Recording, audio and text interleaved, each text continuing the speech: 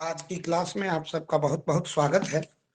जैसा कि थोड़ी सी तबीयत ठीक हुई है तो मैंने सोचा कि 2 प्रश्न पत्र खत्म करने हैं तो कुछ क्लास की संख्या में बढ़ा दूं। तो जहां हम लोगों ने छोड़ा था डॉक्टर अंबेडकर को, वो बचा हुआ भाग हम लोग पूरा करते हैं और फिर इसके बाद जो अब दूसरे दार्शनिक हैं उसको लेंगे हम लोग। तो आप लोग देखिए, मैंने आपको लिखा दिया था जो महत्वपूर्ण प्रश्न बनता है, विशेष रूप से जो महत्वपूर्ण प्रश्न बनता है डॉक्टर अंबेडकर पर, बाबा साहेब पर, वो प्रश्न अब हम लोग पूरा कर चुके हैं। अब वो आखिरी पड़ाव की ओर अग्रसर है। तो उसी प्रश्न को जहां से छूटा था, कोई बच्चा बोल देगा कहाँ तक हुआ था, तो मैं उसके आगे उसकी श्रृंखला जोड़ता हूं। मुझे वैसे याद है कि हम लोगों ने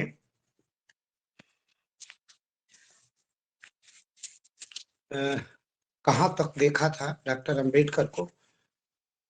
मुझे लगभग लगभग याद है कि हम उस उनके पॉइंट्स करा रहे थे कि कहाँ तक डॉक्टर अंबेडकर ने हरिजनों हरिजनोद्धार के लिए कितना सदप्रयास किया था।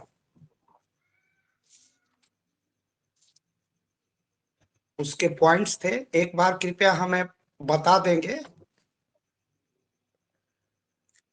सर, डॉक्टर भीमराव अंबेडकर ने दलित समाज को इंजीनियरिंग या चिकित्सा विज्ञान की पढ़ाई पूरी करने के लिए विदेश में भेजने के लिए विशेष छात्रवृत्ति उपलब्ध कराने का सुझाव प्रस्तुत किया था। गुड गुड गुड गुड, अच्छी बात।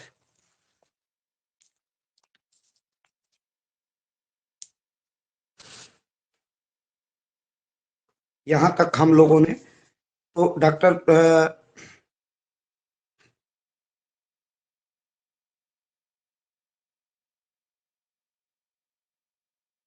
डॉक्टर भीमराव अंबेडकर द्वारा हरिजनोद्धार के लिए किए गए हम लोग प्रयासों की चर्चा देख रहे थे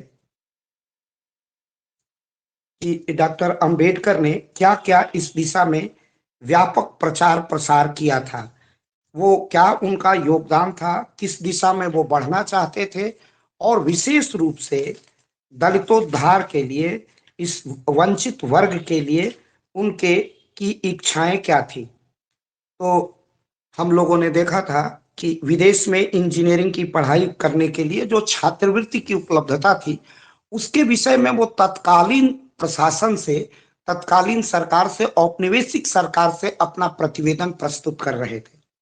इसके बाद नेक्स्ट लिखिए। डॉक्टर अंबेडकर ने अपने समय में डॉक्टर अंबेडकर ने अपने समय में डॉक्टर अंबेडकर ने अपने समय में मंदिर, कुएं,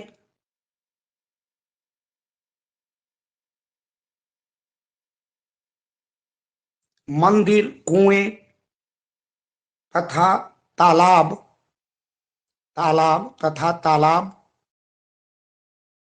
आदि सार्वजनिक स्थानों पर आदि सार्वजनिक स्थानों पर आदि सार्वजनिक स्थानों पर प्रचलित दलित वर्ग के प्रवेश पर प्रतिबंध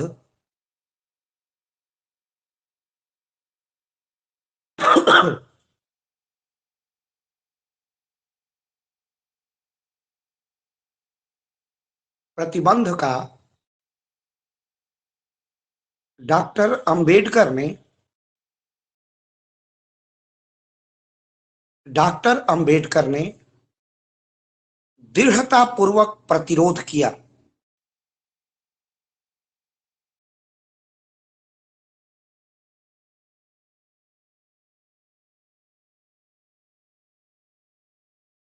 डॉक्टर अंबेडकर के अनुसार ऐसा करना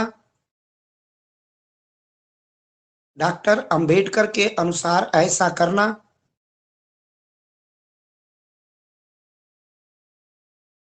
इस वर्ग के साथ इस वर्ग के साथ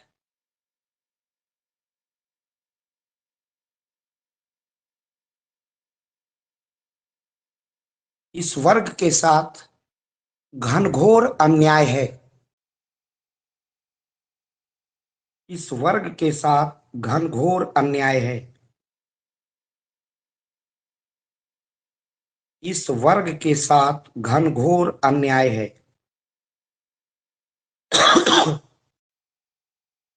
इस वर्ग के साथ घनघोर अन्याय है। डॉक्टर अंबेडकर ने डॉक्टर अंबेडकर ने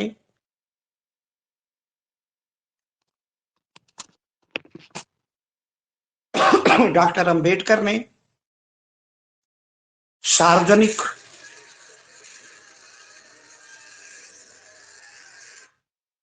डॉक्टर अंबेडकर ने सार्वजनिक कुओं, तालाबों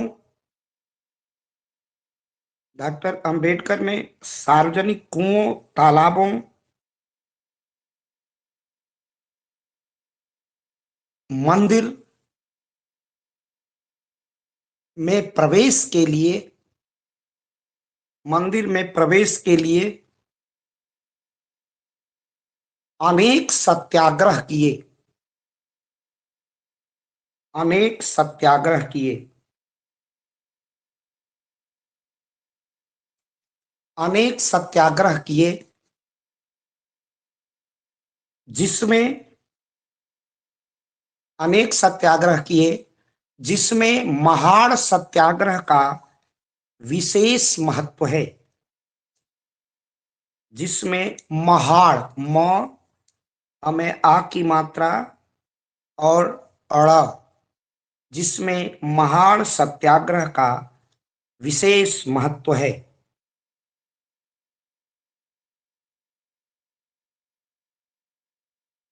डॉक्टर भीमराव अंबेडकर के सत्याग्रह का उद्देश्य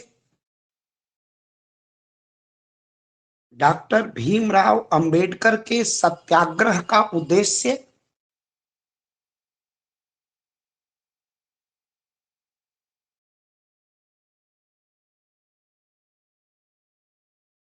डॉक्टर भीमराव अंबेडकर के सत्याग्रह का उद्देश्य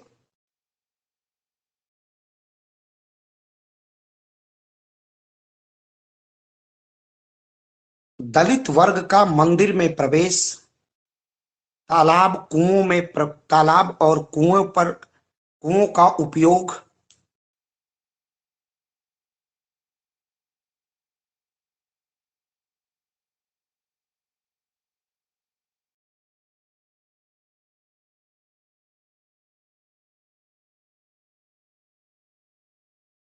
उपयोग करना भर नहीं था। उपयोग करना भर नहीं था बल्कि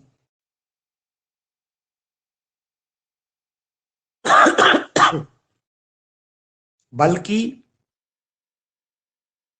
इस क्रूर और अन्यायपूर्ण परंपरा का बल्कि इस क्रूर और अन्यायपूर्ण परंपरा का क्रूर और अन्यायपूर्ण परंपरा का क्रूर और अन्यायपूर्ण परंपरा का पोषण करने वाले क्रूर और अन्यायपूर्ण परंपरा का पोषण करने वाले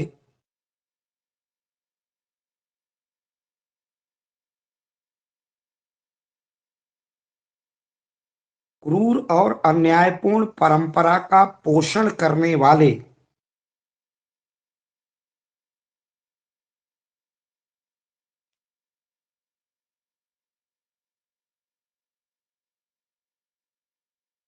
पूर्ण और अन्यायपूर्ण परंपरा का पोषण करने वाले तथा कथित लोगों का हृदय परिवर्तन करना भी था। तथा कथित लोगों का हृदय परिवर्तन करना भी था।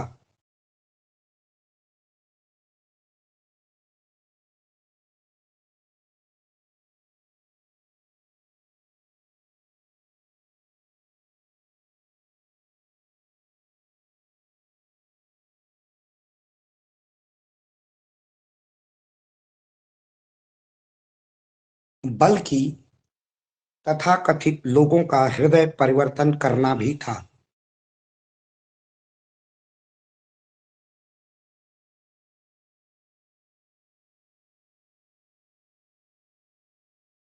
डॉक्टर भीमराव अंबेडकर के जीवन काल में सत्याग्रह को सफलता भी मिली। डॉक्टर भीमराव अंबेडकर के जीवन काल में सत्याग्रह को सफलता भी मिली।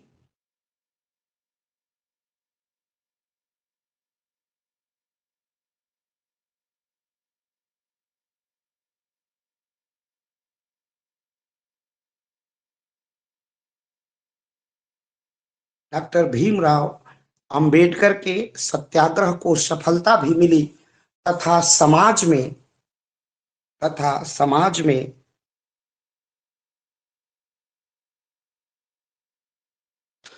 दलितों के प्रति किए जा रहे अत्याचार और अनाचार में परिवर्तन भी आया।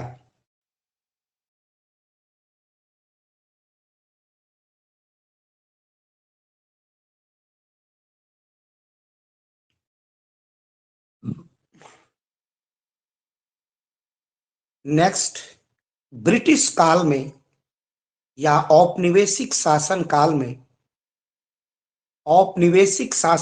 में उस युग में जब अंग्रेजों का शासन था, औपनिवेशिक शासन काल में जैसा अंग्रेज रिजर्वेशन दे रहे थे, औपनिवेशिक शासन काल में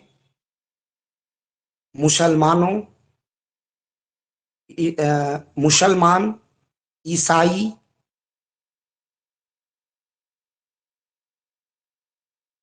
और सिख को सांप्रदायिक प्रतिनिधित्व प्राप्त था। इनके लिए सीटें मुसलमानों के लिए, सिखों के लिए और ईसाइयों के लिए उनकी जो लेजिस्लेचर था, जो विधायिका थी औपनिवेशिक शासन काल में, उसको नेशनल काउंसिल कहा जाता था और एक को कहा जाता था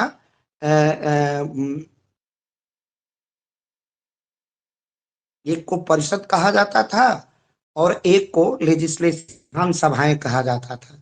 तो दोनों में जो रिजर्वेशन था वो सांप्रदायिक आधार पर था, ईसाई का, मुसलमान का, सिख का। उसी तरह बाबा साहब चाहते थे कि ईसाइयों को इस्लाम मतावलंबी, सिख मतावलंबी और ईसाई मतावलंबी, ईसा के मतावलंबियों के अनुसार दलितों को भी रिजर्वेशन प्राप्त हो।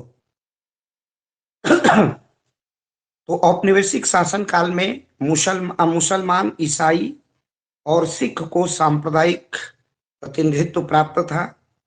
उसी प्रकार दलितों को भी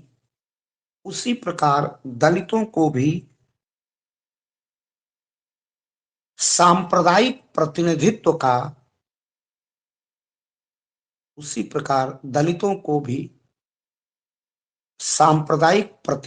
का डॉक्टर भीमराव अंबेडकर ने समर्थन किया था।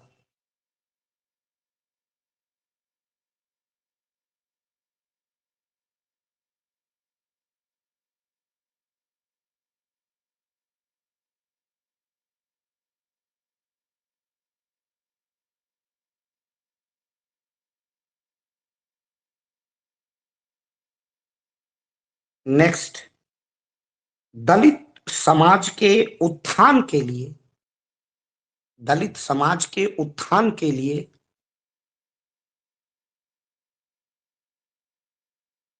डॉक्टर भीमराव अंबेडकर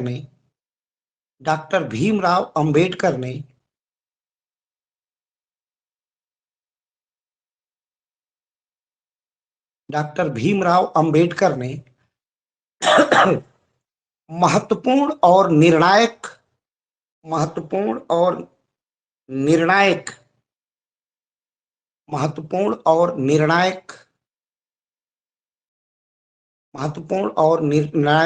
विचार प्रस्तुत करते हुए महत्वपूर्ण और निर्णायक विचार प्रस्तुत करते हुए महत्वपूर्ण और निर्णायक विचार प्रस्तुत करते हुए डॉक्टर भीमराव अंबेडकर ने कहा था, डॉक्टर भीमराव अंबेडकर ने कहा था कि जब तक दलित समाज, डॉक्टर भीमराव अंबेडकर ने कहा था कि जब तक दलित समाज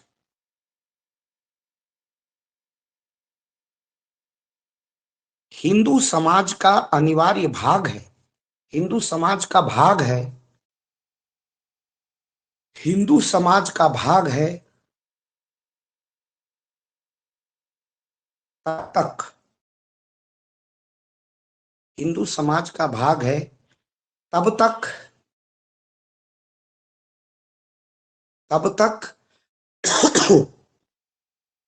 दलितों को सम्मान प्राप्त नहीं होगा, तब तक दलितों को सम्मान प्राप्त नहीं होगा।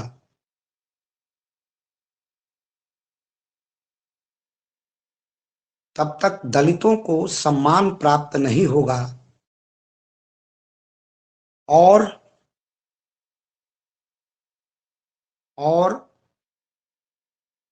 अपमान की निरंतरता बनी रहेगी, और अपमान की निरंतरता बनी रहेगी, और अपमान की निरंतरता बनी रहेगी, और अपमान की निरंतरता बनी रहेगी।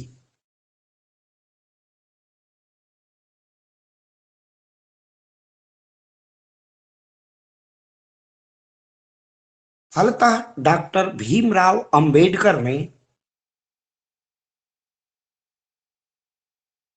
फलतः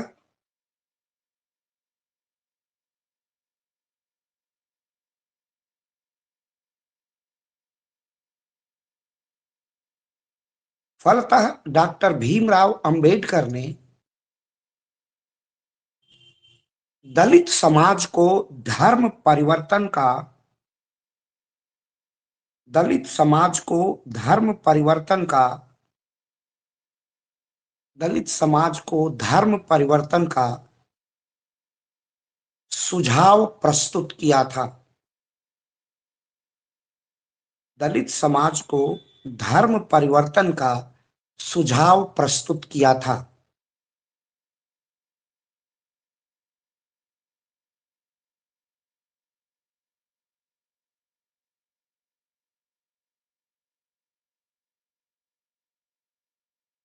उन्नीस सौ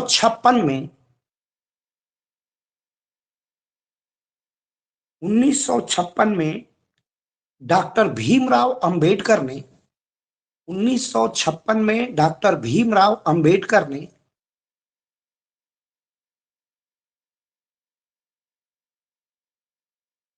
बड़ी संख्या में डॉक्टर भीमराव अंबेडकर ने बड़ी संख्या में दलित समुदाय के नागरिकों के साथ धर्म परिवर्तन कर लिया।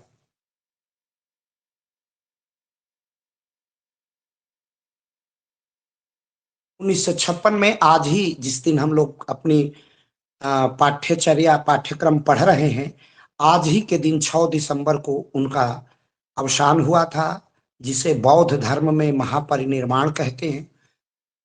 वो अपने इस नश्वर शरीर को त्याग कर दिए थे। आज वही महत्वपूर्ण दिवस है और आज हम लोग इस पर चर्चा कर रहे हैं। एक बार वाक्य पढ़ दीजिए तो मैंने क्या बोला था?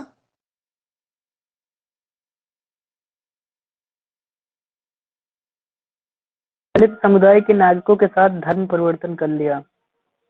हाँ, कर लिया।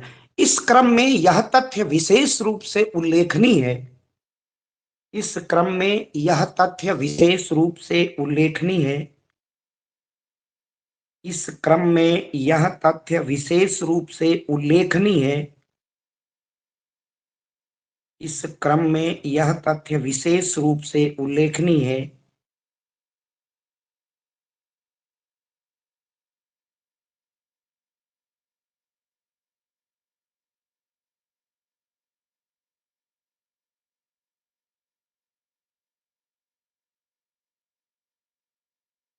कि डॉक्टर भीमराव अंबेडकर ने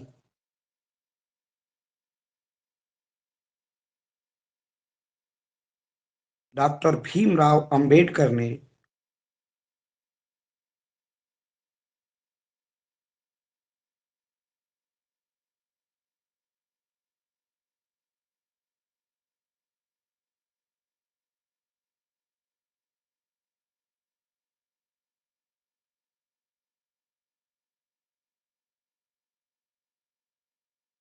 डॉक्टर भीमराव अंबेडकर ने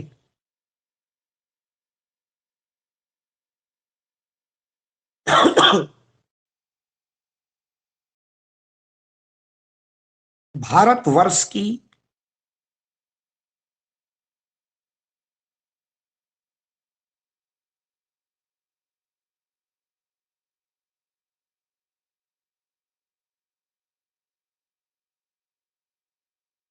भारतवर्ष की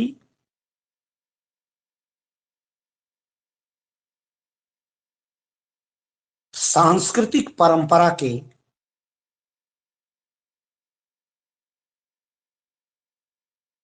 भारतवर्ष के सांस्कृतिक परंपरा के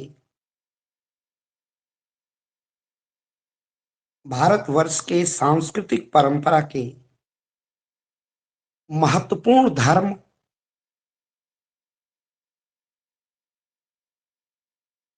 महत्वपूर्ण धर्म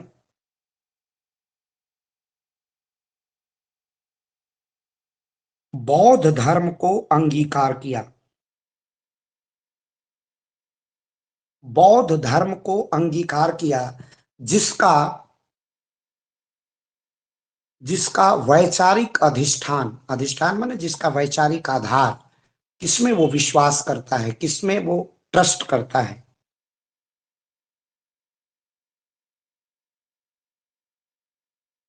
अधिष्ठान सत्य प्रेम और करुणा है जिसका वैचारिक अधिष्ठान सत्य प्रेम और करुणा है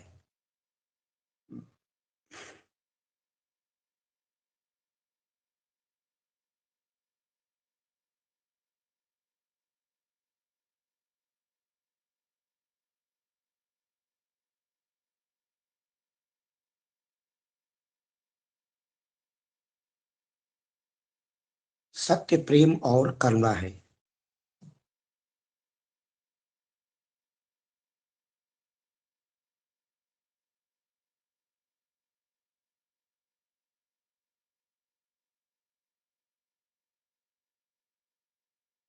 यह एक ऐतिहासिक यह एक ऐतिहासिक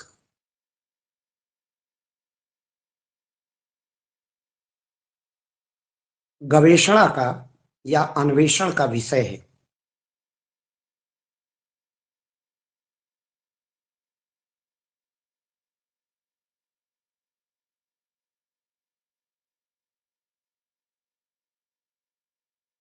अन्वेषण का विषय है कि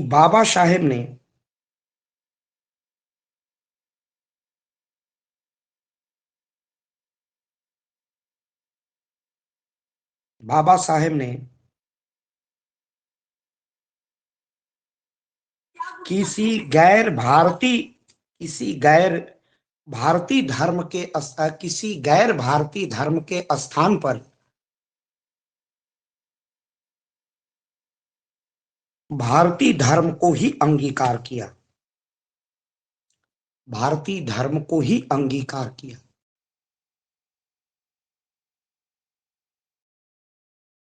इसी तथ्य को इसी तथ्य को इसी तथ्य को दृष्टिपथ में रखते हुए माने ध्यान में रखते हुए इस तथ्य को दृष्टिपथ में रखते हुए प्रोफेसर वीपी वर्मा ने डॉक्टर डॉक्टर अंबेडकर की तुलना डॉक्टर अंबेडकर की तुलना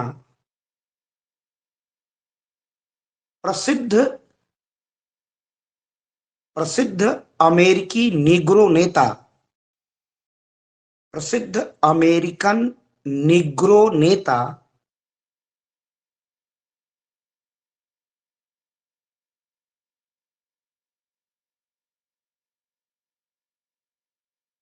रॉबसन से की है।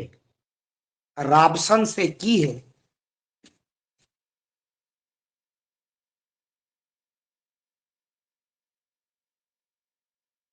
तथा बताया है कि बाबा साहेब दृढ़ मनस्विता के प्रतीक हैं। मनस्विता माने मन की शक्ति। मन की शक्ति को मनस्विता कहते हैं। मनस्विता के प्रतीक है। डॉक्टर भीमराव अंबेडकर दृढ़ मनस्विता के प्रतीक हैं। रॉबसन से की है। प्रसिद्ध अमेरिकन निग्रो नेता रॉबसन से की है। तथा बताया है कि डॉक्टर भीमराव अंबेडकर दृढ़ मनस्विता के प्रतीक है, माने मन की दृढ़ शक्ति के प्रतीक है।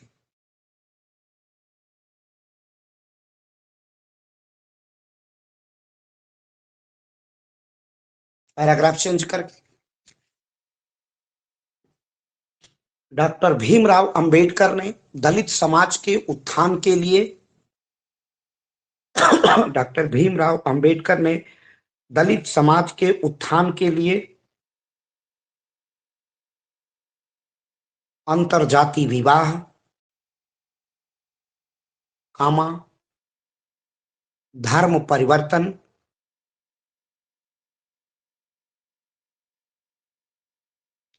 अर्थात बौद्ध धर्म की स्वीकार्यता,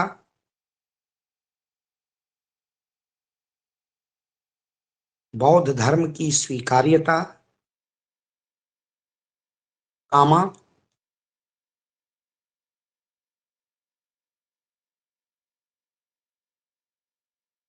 विशेष अवसर का सिद्धांत, अर्थात विशेष अवसर का सिद्धांत, special opportunity, theory of special opportunity, विशेष अवसर का सिद्धांत अर्थात आरक्षण, रिजर्वेशन पॉलिसी, आरक्षण,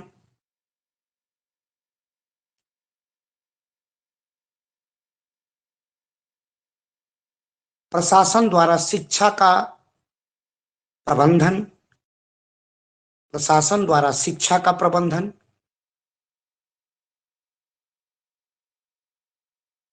प्रशासन द्वारा शिक्षा के लिए छात्रवृत्तियां,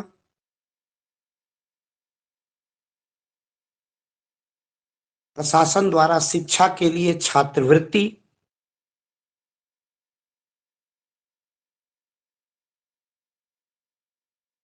छात्रवृत्ति,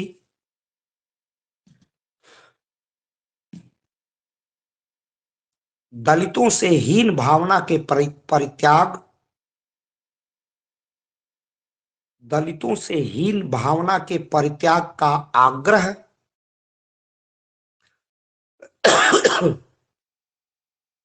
दलितों से हीन भावना के परित्याग का आग्रह,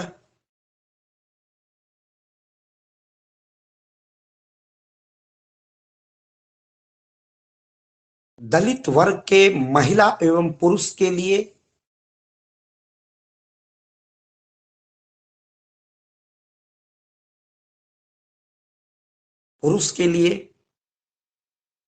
शिक्षा का विशेष प्रबंधन, शिक्षा का विशेष प्रबंधन,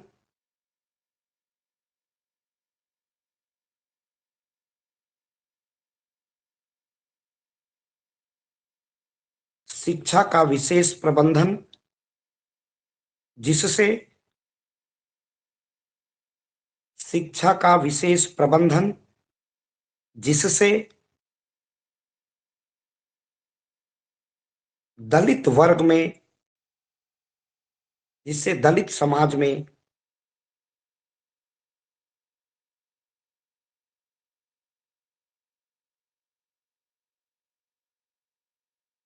चेतना का जागरण हो सके,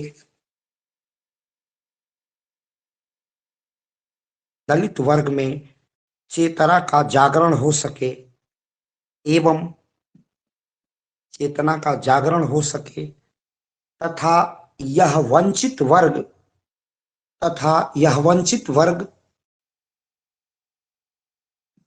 अन्याय का सशक्त प्रतिरोध कर तथा यह वंचित वर्ग अन्याय का सशक्त प्रतिरोध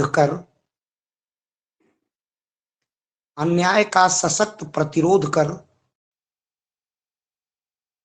भारतीय समाज के मुख्य धारा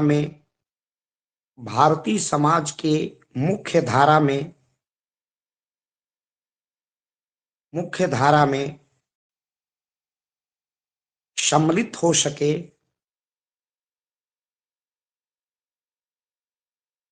तथा दलित समाज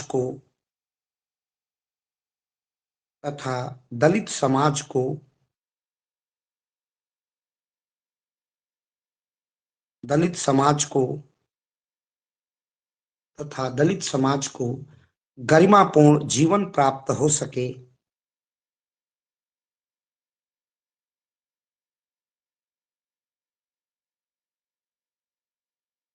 इस निमित्त डॉक्टर भीमराव अंबेडकर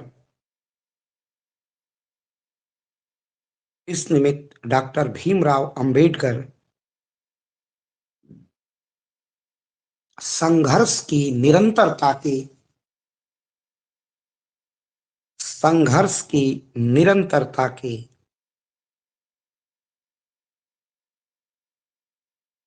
प्रतीक पुरुष हैं। संघर्ष की निरंतरता के प्रतीक पुरुष हैं। दलित वर्ग के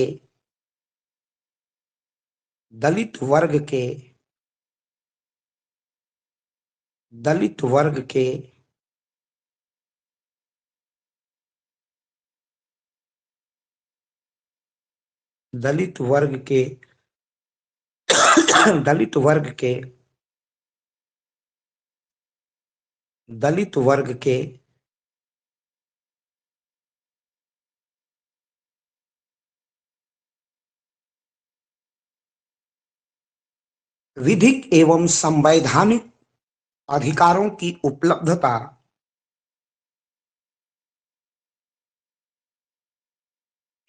दलित वर्ग के संवैधानिक एवं विधिक अधिकारों की उपलब्धता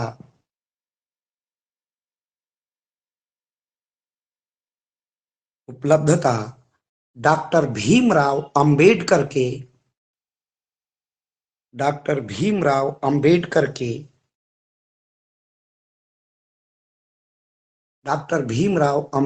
के सत्याग्रह का प्रतिफल है।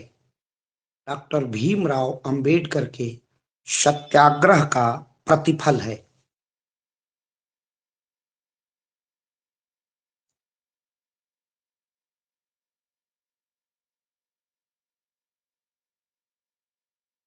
देखते हैं, महात्मा गांधी विश्व का वो मार्ग है जो न तो पूंजीवाद से वैश्विक समस्याओं का समाधान करता हो पाया, वो उसकी निष्फलता, निष्प्रयोजनीयता, उसकी विफलता स्थापित हो चुकी है। साम्यवाद बिल्कुल दुनिया में असफल रहा, कम्युनिज्म दुनिया में असफल रहा। उसके दो बड़े केंद्र, रशिया तत्कालीन सोवियत संघ से साम्यवाद का समापन हो गया, और दूसरा उसका जो धड़ा अपने को साम्यवादी कहता था, उसने धीरे धीरे अपने को पूंजीवाद में परिवर्तित कर लिया। मैं बात कर रहा हूं चाइना की, चाइना रिपब्लिक की। चीन गणराज्य ने अपनी पूरी अर्थव्यवस्था का, पूरी इकोनॉमी का पूंजीवाद में परिवर्तन कर दिया है। तो ये उदाहरण है कि दुनिया में साम्यवाद असफल रहा है। मैं ये नहीं कहता कि ये साम्यवाद के सिद्धांत, मार्क्स के सिद्धांत फेल हुए। हो सकता है ये आचरणकर्ताओं की विफलता हो, लेकिन इसने दुनिया का कल्याण नहीं किया। पूंजीवाद ने भी दुनिया का कल्याण नहीं किया। पूंजीवाद का मंजर प्रथम विश्व युद्ध और द्वितीय विश्व युद्ध देखा है, आज भी नागासाकी और हिरोशिमा के पर जो बम्बार्टमेंट हुआ और उसकी जो त्रासदी, आज भी वहां विकलांगता, वहां प्रजनन दर में विकलांगता का समावेश, बीमारियों का समावेश, और वहां पर मानवता की जो क्षति हुई, जो पर्यावरण को क्षति हुई, जो विश्व की शांति को अशांति में परिवर्तन हुआ, वह इस बात के ज्वलंत उदाहरण है कि दुनिया अपना दार्शनिक आधार भारत की ओर देखने लगी। और जब मैं जैसे ही महात्मा गांधी कहता हूं, तो महात्मा गांधी का जो आर्थिक दर्शन, सामाजिक दर्शन और राजनीतिक दर्शन है, वह भारत के सनातन परंपरा से गहरे रूप से प्रभावित है। वो राष्ट्रपिता महात्मा गांधी अपनी धर्म सभाओं में गीत गाया करते थे। वो प्रिय भजन था, वैष्णव जन के ते तेने कहिए री, पीर पराई जानी रे। वैष्णव जन वही है। वो कहा करते थे कि मैं इस तरह जीवित रह सकता हूं सांस के बिना, लेकिन हम सत्य के बिना या ईश्वर के बिना जीवित नहीं रह सकते। तो सत्य और अहिंसा को दुनिया में अगर किसी व्यक्ति ने पाठ पढ़ाया तो वो महात्मा गांधी थे। तो उनके महत्वपूर्ण सिद्धांत सत्य और अहिंसा को पढ़ना है, इस पर प्रश्न पूछे जाते हैं। दूसरा महत्वपूर्ण आर्थिक दार्शनिक सिद्धांत है ट्रस्टीशिप का सिद्धांत, न्यास का सिद्धांत। गांधी की सत्य अहिंसा, न्यास का सिद्धांत और उनका विश्व शांति का जो देखा गया सपना है, और उनकी जो पूरी दार्शनिक अवधारणा है, आर्थिक अवधारणा है, वो ग्राम स्वराज की अवधारणा है। तो तीन महत्वपूर्ण पक्ष हैं। भारत का विकास का मॉडल महात्मा गांधी ने प्रस्तुत किया, वो ग्राम स्वराज है। उन्होंने एक ऐसे भारत का सपना देखा। वो कहा करते थे कि भारत की आत्मा गांवों में निवास करती है और गांव की आत्मा खेत और मजदूर, कृषक और मजदूर है। तो हमारे संसाधनों का झुकाव गांव की ओर हो, हम ग्राम से ही शहर की ओर आए हैं। तो ग्रामीण जीवन का विकास करना, उसे ग्रामीण इकाई को आत्मनिर्भर बनाना गांधी का सपना था, गांधी का लक्ष्य था, गांधी का उद्देश्य था। और गांधी के आर्थिक दर्शन में कुटीर उद्योग, बहुत छोटे उद्योग की निर्णायक भूमिका थी। उन्होंने स्वयं चरखा चलाया, सूत काता और कपड़े बुने। अगर कोई माँ भूखी है और नंगी भी है तो उसे भोजन से ज्यादा वस्त्र की आवश्यकता है अपनी शील और मर्यादा की रक्षा के लिए। तो इस प्रकार महात्मा गांधी में सत्य, अहिंसा के सिद्धांत पढ़ने हैं, ट्रस्टीशिप का सिद्धांत पढ़ना है, आर्थिक स्वावलंबन पढ़ना है, ग्राम स्वराज पढ़ना है, कुटीर उद्योग को देखना है। इन प्रश्नों पर मैं कल वार्ता करूंगा, क्योंकि आप लोग तेजी से लेफ्ट कर रहे हैं। आप लोग तो धीरज से 1-1.25 घंटे पढ़ भी नहीं सकते, लगातार संख्या घटती जा रही है। तो मेरा हौसला भी आपके साथ साथ पस्त होता रहता है। आपको लगता होगा कि ये क्या बके जा रहे हैं, अपना आख्यान प्रस्तुत किए जा रहे हैं और आप लोग ऊब रहे हैं। तो कल महात्मा गांधी पर परिचर्चा करूंगा, इसको लिखाऊंगा नहीं, एक एक पॉइंट पर मैं विधिवत पर चर्चा कर दूंगा। तो कल हम लोग मिलते हैं और महात्मा गांधी को एक दार्शनिक के रूप में देखने का प्रयास कर